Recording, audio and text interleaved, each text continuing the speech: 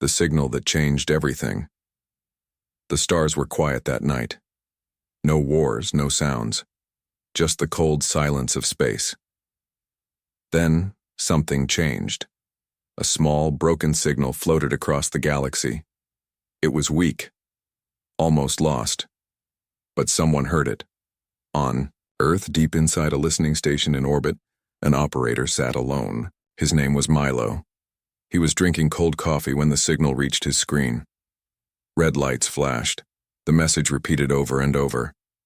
Please, help us. They are burning our cities. The children. We cannot stop them. Milo stared at the screen. The voice was shaky, full of fear. The signal came from a planet called Virel Prime. Unknown, unimportant. Or so everyone thought. He called his commander. The message spread fast. Within hours, the top leaders of Earth's defense council gathered in a dark room. They listened to the message in silence. After it ended, no one spoke for a moment. President Hall finally said, "We can't help everyone. It's not our war." But one man stood up. His name was Captain Rael Jensen, a war hero, a soldier who had seen too many broken promises. "We don't ignore cries for help," Jensen said. "Not when we can do something." General Morrow looked at him. "We don't know who they are. We don't know what we're walking into." Jensen didn't back down.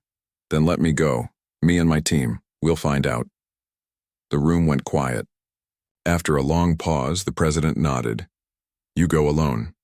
No war, no support. Just recon." Jensen smiled. "That's all I need." 3 days later, a small stealth ship named Black Echo jumped out of lightspeed. Inside were 6 human soldiers, trained, armed, silent. The ship entered orbit around Virel Prime. The planet looked peaceful from space, but the scan said something else. Cities were burning, heat signatures everywhere, life signs low. Jensen frowned. They weren't lying. He gave the order. Drop in, silent entry, no mistakes. The team landed outside a ruined village. Buildings were crushed, smoke covered the sky, and in the distance, they heard screams. Jensen raised his rifle. "Move!" They walked through the village, weapons ready. Burnt homes, empty streets. Then they saw them. A group of aliens, tall, thin, with glowing eyes, hiding in the ruins. They were scared. Their skin was cut and bruised.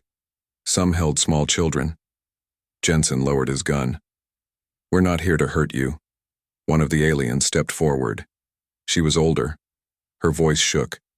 You came. No one ever comes." "We heard your signal," Jensen said. "We're human." The alien dropped to her knees. Tears ran down her face. "They'll kill us all. The Drex. They took our cities. They feed on pain." Jensen looked at his team. His jaw tightened. "Not anymore," he said. That night, Jensen and his team moved through the dark forest. A Drex patrol was nearby, 6 large armored creatures with sharp teeth and burning weapons. Jensen's team struck fast. Silencers clicked. Blood hit the dirt. The Drex never even fired a shot. After the fight, Jensen pulled a Drex data chip from a corpse. He opened the file. It showed their plans. Complete destruction of the Yulari species. Total burn. No survivors. He stood up. "They didn't ask for mercy," he said, "and we won't give it." Back in the village, the Yulari gathered around a fire. For the first time, they had hope. One child walked up to Jensen and handed him a small flower. Jensen took it, unsure what to say. The child whispered, "My father said the stars would forget us. But you came." Jensen looked up at the night sky. He remembered all the times humanity had suffered in the past, all the times they were ignored. He remembered the history of Earth, wars, death, rebirth. "We're not the same people we used to be," he said softly. "We don't forget pain." He turned to his team. "We're not just watching anymore. We fight." As the black echo flew low across the sky, Jensen sent a short message back to Earth. The Drex are monsters. The Yulari need help. We're not pulling back. We stand and fight. He looked into the camera and added, "They asked for help. We'll answer with fire and fury." The first strike night fell hard on Varel Prime. Smoke still floated in the sky. The land was quiet but not safe. Every shadow could hide a monster. Every silence could explode into screams. Captain Rael Jensen stood at the edge of the ruined village staring into the dark forest. His helmet was off. His face was hard, covered in dirt and sweat. Behind him, the Yulari survivors tried to sleep, near small fires, but none of them truly slept. They had seen too much. Jensen tapped his communicator. "Echo team, time to move. We hit them tonight." Sergeant Torres, his second-in-command, answered. "Copy that, Captain. We have the target. Drex forward base. Lightly guarded." Jensen's voice was calm. Not for long. The Drex were cruel, but they were arrogant. They thought no one would dare strike them. They thought the Yulari were broken, and the humans too soft. They were wrong. Echo team moved like shadows. 6 human soldiers dressed in black armor, faces covered, rifles ready. They ran through the trees, fast and silent. Not one word was spoken. They reached the enemy camp just before midnight. The Drex were resting, laughing, eating strange red meat near a fire. One of them was sharpening a bone blade. Another had Yulari necklaces hanging from his belt, trophies. Jensen gave the signal. It was over in 15 seconds. Silenced shots. Heads dropped. Blood in the dirt. Not one Drex survived. But Jensen wasn't done. He planted a charge on the enemy's power core. When it exploded, the fire lit up the night sky like a second sun. The trees shook. The ground trembled. The message was clear. You are not safe anymore. Far away in a massive Drex command ship, the alarm echoed. Warlord Threx stood from his throne. His skin was thick and gray, covered in scars. His eyes glowed yellow. He had never feared anyone, until now. He watched the report. 6 Drex killed. Forward base destroyed. A symbol painted in blood on the wall. Simple, human letters. No name. No country. Just a symbol. It meant only one thing: humans had come. Threx growled. They want war. We will show them pain. Back at the village, the Yulari gathered around Jensen. Some stayed far away, still afraid. But others watched him with wide eyes. He was no longer just a soldier. He was something else. A symbol. A hope. One Yulari elder approached him. Her voice trembled. "Why are you here, human? Why do you risk your life for us?" Jensen looked at the burned buildings around them. The crushed toys, the ashes of families. "I've seen evil before," he said, "but I've never seen it this loud. I can't walk away." She nodded slowly. "You are not like the others." "No," Jensen replied. "We're worse. When we fight, we don't stop." That night, the humans set up defense lines around the village. Motion sensors, turrets, booby traps. The Yulari helped, weak hands but willing. One young Yulari girl named Alari followed Jensen everywhere. She had no family left. She never spoke, but she watched him like a silent shadow. He didn't send her away. "Stay close," he told her once. "It's going to get loud soon." She nodded. Still no words, but she held a small wooden stick like it was a sword. 2 days passed. The humans didn't rest. They trained the Yulari to fight, to hide, to survive. The weak became brave. The afraid became angry. But then, a warning. Torres spotted something on the scanner. Heavy movement. Ground shaking. Hundreds of Drex marching toward the village. "They're coming," she said. Jensen looked out into the hills. Good. Let them come. That night, the first big battle began. Drex forces stormed the village. They expected fear, surrender, but what they found were traps, explosives hidden in the ground, drones flying overhead, firing with deadly aim, Yalari archers on rooftops, guided by human tech, and in the center of it all stood Captain Jensen, rifle blazing, giving orders. Hold the north wall. Light up that ridge. Don't give them an inch. The Drex tried to push in, but every step cost them blood. They weren't used to resistance. They weren't used to humans. By dawn, the ground was covered in bodies. The Drex had pulled back, dragging their wounded. The village still stood. Jensen walked through the smoke, checking on his people. A Yalari boy ran up and hugged him without warning. "You stayed," the boy whispered. Jensen knelt down. "Told you I would."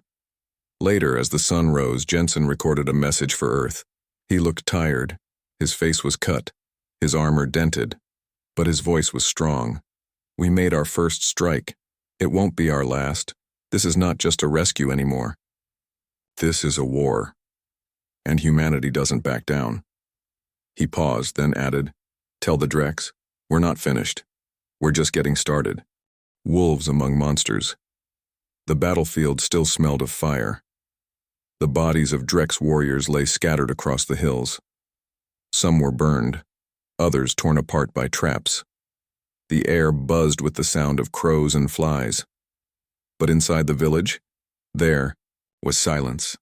Not fear, not grief. Focus.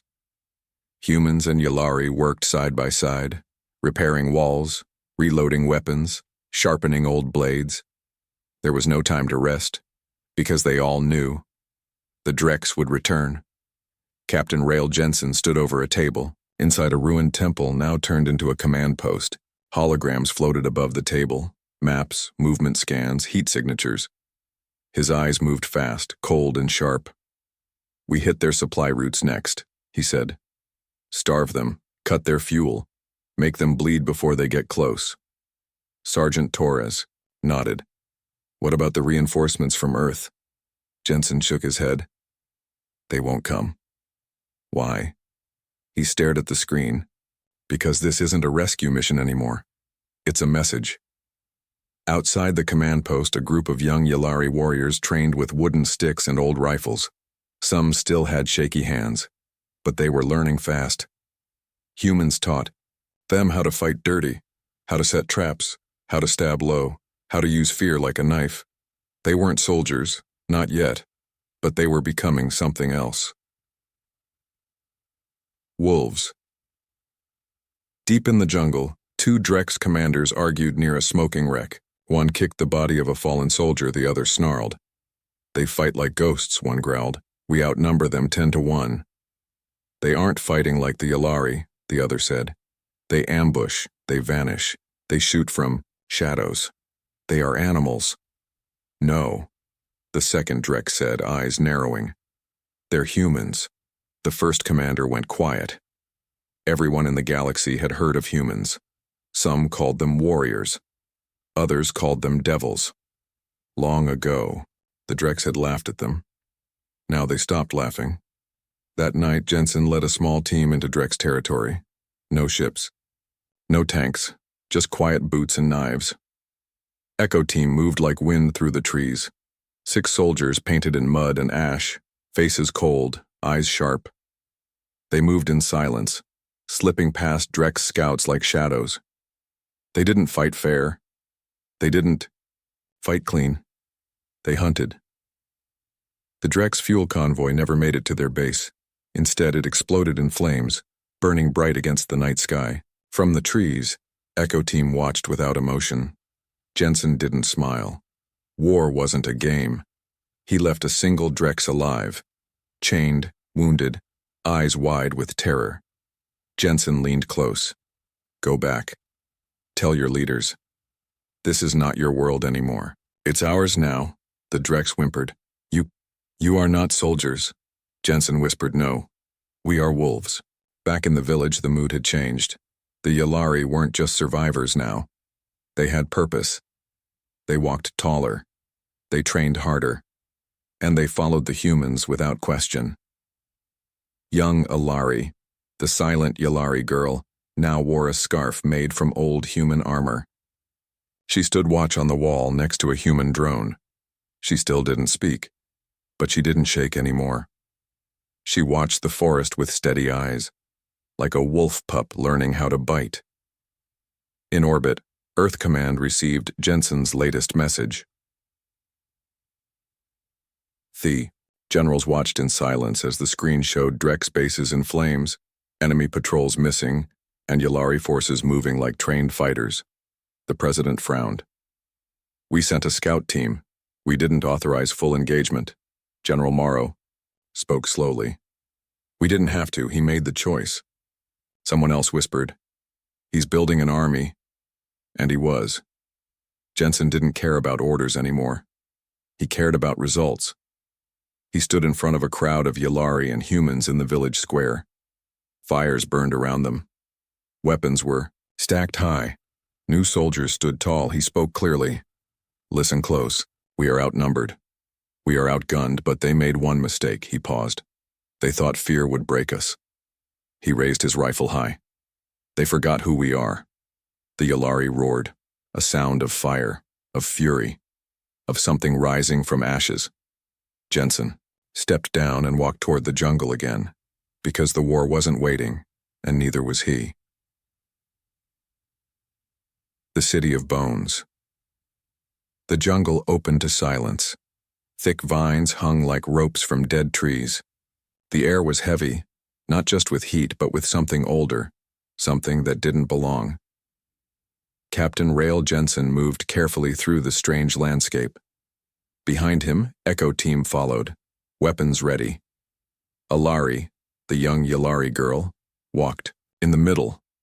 She didn't speak, but her eyes were locked on the stone path ahead. No animals, no birds, no wind, just bones. Thousands of them. They littered the ground, skulls cracked, ribs broken, spines bent. Some were Drex, others not. "Place gives me the creeps," muttered Sergeant Torres. Jensen didn't reply. He had seen battlefields before, but never one this quiet, never one this dead. A few days earlier, the Yulari elder had told them about a lost place. Karnar, the City of Bones, a Drex stronghold built on ancient ruins. It was a forbidden place. Even the Drex didn't live. There they only stored things, secret things. "What kind of things?" Jensen had asked. The elder had whispered one word: weapons. So now? They were here. And already, something felt wrong. The city appeared slowly, like a shadow rising from the ground. Giant black walls made of metal and bone. Towers that touched the clouds. Strange symbols carved into every stone. It looked like it was built to trap monsters inside, not to keep enemies out. Jensen crouched behind a fallen pillar. Scans show one heat source. Could be a sentry. Could be something worse. Torres pointed to a metal door built into the wall. "Looks like a main entrance." "Too obvious," Jensen said. "We go in through the side." They found a tunnel under the city, narrow, dark, filled with bones. At the end, a cold metal hatch blocked their path. Jensen placed his palm on it. It felt warm. It opened with a hiss. Inside was silence again. Not empty silence. Watching silence. They moved carefully. Every room told a story. One chamber held broken machines. Another shelves of metal cubes, Drex data cores. But one room stopped them cold. Rows and rows of frozen bodies. Not Drex. Not Yulari, humans, strangers, soldiers, civilians, floating in glass tanks. Their eyes open. Torres cursed under her breath. "What the hell is this place?" Jensen stepped closer. "Testing facility," he said. "The Drex didn't just fight humans. They studied them." "Why?" He found a cracked datapad near one of the tanks. Old Drex writing scrolled across the screen. He translated aloud. "Humans possess an unnatural resistance to mind flame. Pain only strengthens them. Fear does not weaken them. It changes them. Be careful. They adapt." Jensen looked up slowly. "They weren't just scared of us," he said. They were trying to find out why. A loud boom echoed from the hallway. Metal slammed. Lights flickered red. The city had awakened. From the shadows, something moved. Tall, fast, armored in dark steel. Not Drex. Not alive. It was a construct, a machine built with Drex bones and unknown tech. Its head turned toward them, eyes glowing. Torres shouted, "Contact!" Gunfire echoed. The construct charged. It didn't bleed. It didn't slow. It grabbed a soldier, crushed his arm like paper, and threw him across the room. Jensen fired 2 grenades. The explosion knocked the thing back, but it stood again. Alari stepped forward. "No," Jensen yelled, but she wasn't afraid. She raised the old Yalari staff the Elder had given her. It glowed. A beam of light shot from the staff into the construct. It stopped. It screamed. Then it fell. The room was silent again. Everyone stared at Alari. The girl's hand trembled.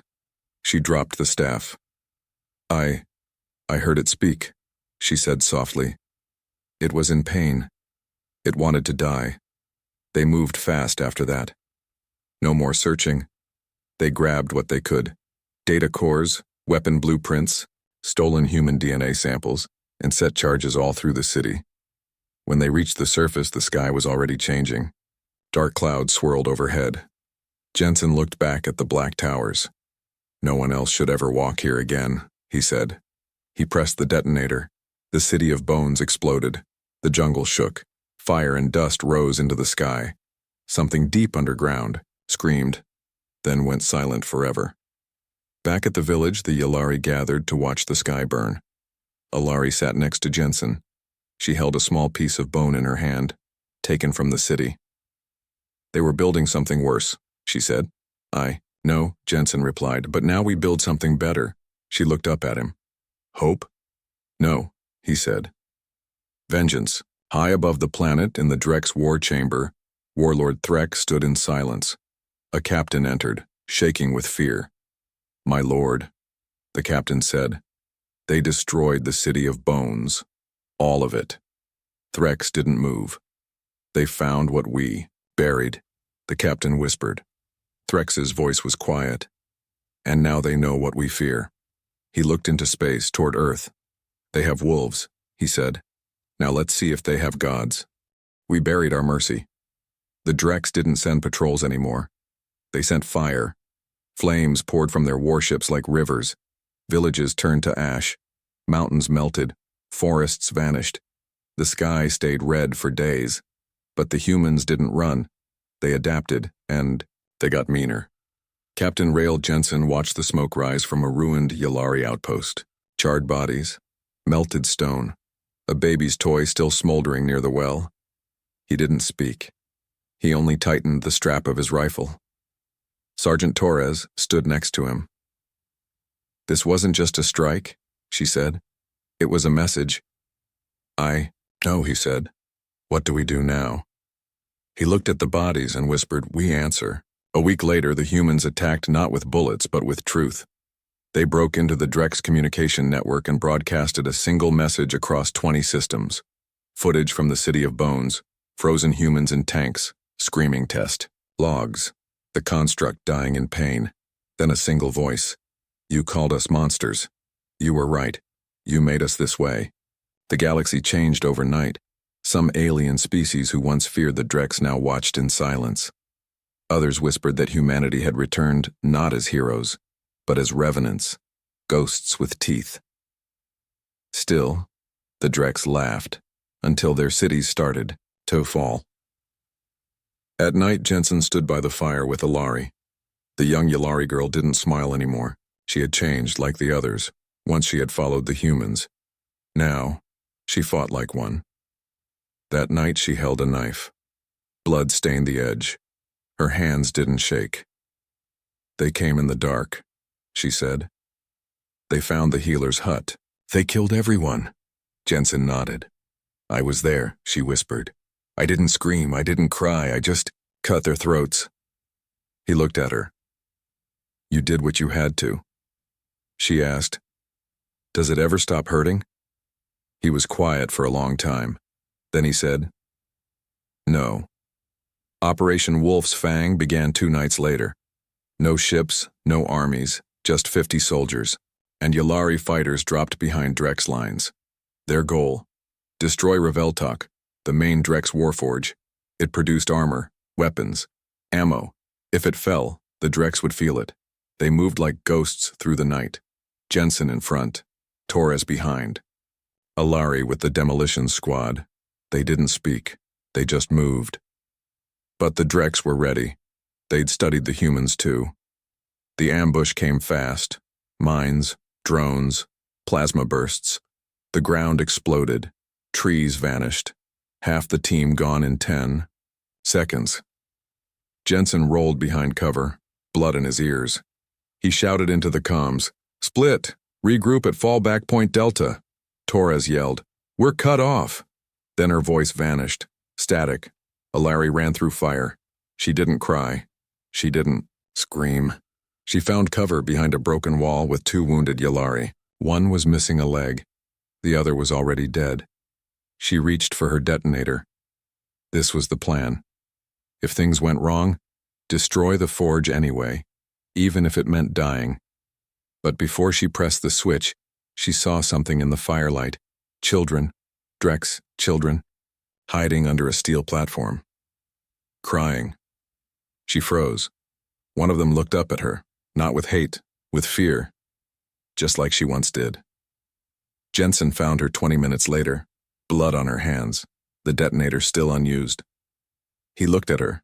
She looked back. "There. We're kids," she said. He didn't speak. "I couldn't do it." Jensen walked to her, slow and calm. "Sometimes," he said, "not pushing the button is the braver choice." She stared at him. "But we still need to blow the forge." They found a second way in, underground vents. It took hours, fighting through steam tunnels, avoiding sentries, crawling through filth. At the heart of the forge was a single power core. Giant. Glowing. Pulsing. Jensen planted the charge. But just as they were about to leave, a Drex general appeared. Tall. Armored. Eyes full of rage. He attacked. Jensen fought back. Knife versus claws. Bone versus steel. It was brutal. No tricks. No mercy. At the end, both were bleeding. Jensen stabbed the general through the throat and whispered, "For mercy buried." Then he triggered the explosion. The forge collapsed in fire. Half the mountain fell with it, and once again the humans disappeared into the shadows. Later, as they limped back to camp, Alari asked Jensen a question. "Do you still believe in peace?" Didn't answer right away, then he said, "I believe in you." On the other side of the stars, Warlord Threx stood before a giant screen. Footage of Reveltok burning played behind him. His soldiers waited for his command, but he said only one word. Enough. They had pushed too far, and now the galaxy was watching. Because the humans weren't fighting for power. They were fighting because someone begged for help, and humanity had answered. With fire and fury. When gods fear fire long ago, before the Drex rose, before the Yulari built sky temples, the galaxy whispered of titans, creatures too strong to kill, too ancient to fear anything. Now, for the first time, they feared something. Not because it was big, not because it was fast, but because it was human. The Drex called them cursed fire. The Yulari called them skybloods. Other races had no name for them. They simply watched in silence as Earth's warriors moved like a storm through every system, every battle, every god's throne. Captain Rael Jensen didn't feel like a god. He hadn't slept in 2 days. His leg was bleeding again, and he couldn't stop hearing the screams from Reveltok in his head. Still, he stood tall, because someone had to. He looked at the command map inside the hidden base. Red lights showed Drex fleets moving toward a planet called Ulnar V. Thousands lived there, most of them neutral species. Farmers, scientists, children, no army. Jensen growled, "They're going to burn it, to punish us." Sergeant Torres, still, healing from the last mission, said quietly, "We can't stop them, not this time." "Yes," Jensen said, "we can." "How?"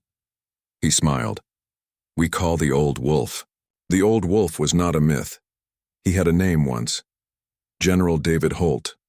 The man who burned 3 Drex war moons in one night. The man who disappeared after the First War.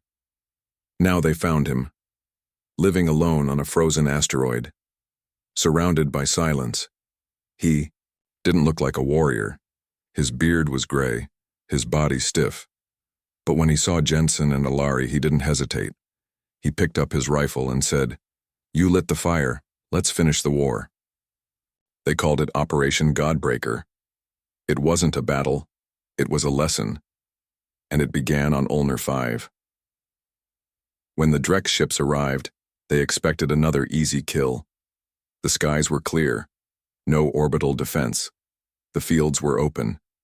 But beneath that silence lay traps, dozens of them, mines buried in stone, gravity charges under the soil, EMP nets hidden under rivers, and then the sky changed. Human drop pods fell like meteorites. Inside them, Jensen, Torres, Alari, Holt, and 200 more. They didn't wait to be attacked. They charged. The Drex general ordered full fire. Plasma. Cannons lit the sky, but something was wrong. Their weapons froze. Their systems failed. Every Drex soldier suddenly heard one word in their helmet. "Now you burn." Then the human AI virus activated. Their ships turned on each other. On the ground, the real battle began. Jensen led the charge through fire and metal.